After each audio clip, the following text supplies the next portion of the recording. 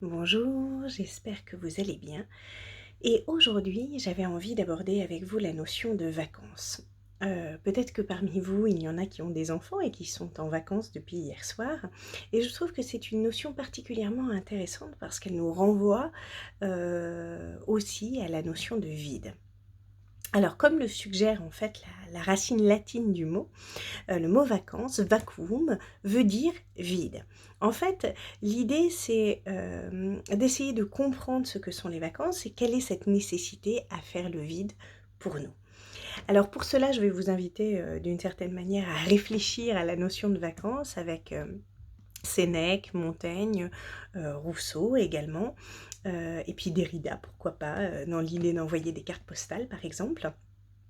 Et vous inviter peut-être aussi à prendre le temps de ne rien faire, puisque la vie est une gestion de paradoxes. Il faut à la fois se donner des objectifs et avancer sur ces objectifs tous les jours, petit à petit, et en même temps, prendre le temps de ne rien faire pour laisser la place au vide qui est un vide fertile.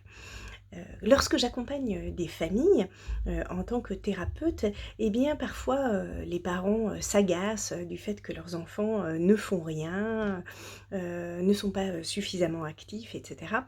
Et en fait, j'ai envie de leur dire: «Mais» et je le fais d'ailleurs, c'est formidable en fait, de s'ennuyer. Parce que le fait de s'ennuyer, eh bien permet d'une certaine façon, dans cette fertilité du vide, de développer la créativité.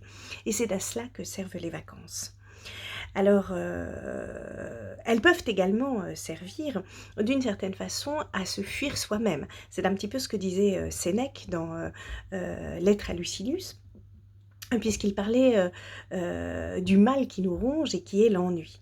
Et en fait, avec, cette idée de l'ennui, il ne parlait pas d'une simple baisse de régime, mais d'une insatisfaction, permanente en fait, qui fait que, on a du mal à savourer, à supporter, les situations. Et ce qui se passe souvent, c'est que l'indécision est la cause de, cette insatisfaction. En fait, nous ne savons pas ce que nous voulons. Et à ce moment-là, puisque nous ne savons pas ce que nous voulons, nous ne pouvons pas être à la hauteur de nos désirs, à la hauteur de nos objectifs et d'une certaine manière, on cherche à se fuir soi-même. Heu et en réalité, si les vacances, se présentent comme du divertissement, comme un leurre, et bien, à ce moment-là, elles ne vont pas être, véritablement «utiles» entre guillemets, bien qu'il n'y a pas d'utilité aux vacances, mais à la rencontre de soi. En revanche, si elles se vivent dans une forme d'ennui qui permet de s'apaiser, de prendre le temps de se connecter à soi dans l'instant présent, eh bien, il y a comme, un bonheur en fait, à accepter, d'être là tout simplement, sans fuite ni faux espoirs, juste dans l'ennui, juste dans la présence à soi.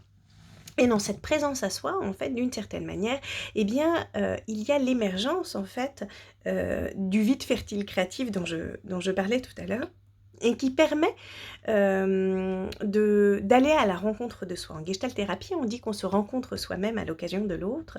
Eh bien, peut-être que dans le moment où on s'ennuie, où on n'est pas dans la performance, en fait, on va se rencontrer soi-même différemment, dans une autre partie de soi-même, dans un autre soi, dans un autre moi. Mais les vacances, ça n'est pas que cela, ça peut, aussi être le temps du dépaysement, hein, du voyage. Heu, pour, Montaigne, par exemple, le voyage, c'est trouver ailleurs de l'inconnu. Pour s'amuser de la diversité des mœurs, de la diversité des saveurs, de la diversité des personnalités aussi. Et dans l'idée des vacances, il y a l'idée du voyage, d'aller à la rencontre de soi à l'occasion de l'autre, mais cette fois-ci d'un vrai autre, qui serait véritablement différent, du fait de sa culture, de la contrée dans laquelle, il vit et cetera et cetera.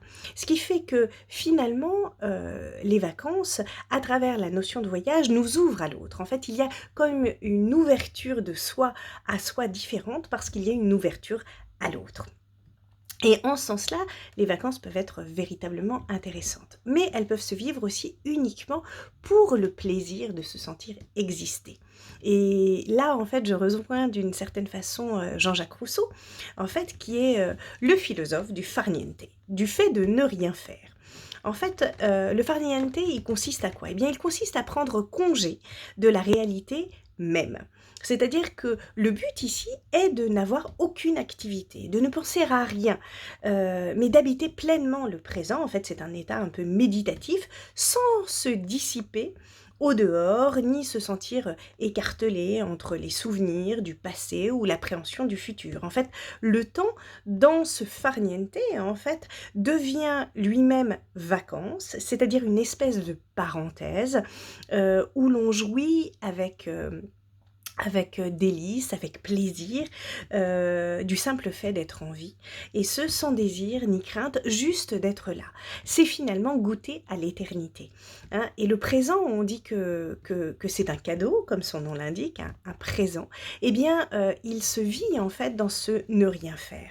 Finalement, la vacance, ou les vacances comme on dit, eh bien, c'est comme une bulle existentielle, un bonheur amniotique, où on retrouverait, des sensations, d'avant la naissance en fait, qui est, juste une espèce de plaisir d'être tout simplement à soi. Et c'est à cela que servent les vacances en fait. D'ailleurs, dans la vie, il y a comme une gestion de paradoxe, et ce qui est intéressant, c'est de toujours à la fois avoir des objectifs et de se mettre en action pour atteindre ces objectifs, et de prendre le temps aussi de ne rien faire pour essayer de se sentir soi-même, de se vivre soi-même et d'exister, d'être véritablement là. Mais les vacances, ça peut aussi permettre de communiquer avec les autres, de se rappeler plus tard de bons souvenirs, d'où l'utilité de l'envoi des cartes postales. En fait, il n'y a pas de vacances sans aujourd'hui, alors pas forcément d'envoi de cartes postales, mais de photos, de selfies, etc. En fait, il ne s'agit pas d'un exercice banal, cela, mais ce petit bout de papier ou de photographie qu'on envoie aux autres, eh bien, oblige à une prise en considération de l'instant présent et va favoriser le souvenir. Et moi, je vous invite pendant vos vacances à écrire des cartes postales, parce que l'écriture spontanée qu'on a dans les cartes postales, qui est une écriture directe en fait, comme si la langue s'inventait au fur et à mesure où vous parlez, eh bien, elle est réduite à l'essentiel. En plus, la carte postale, elle est relativement petite, donc vous ne pouvez pas tout y mettre. Et il y a quelque chose dans cette écriture qui est de l'ordre de la priorité, de la spontanéité, du fait de dire aux gens que vous les aimez, qu'ils sont importants, que vous pensez à eux. Et c'est comme s'il y avait, disait Derrida, une philosophie en fait de la carte postale qui exige de tout faire tenir à un endroit tout petit, et qui, sur quelques centimètres cartonnés, permet de dire à l'autre qu'on pense à lui.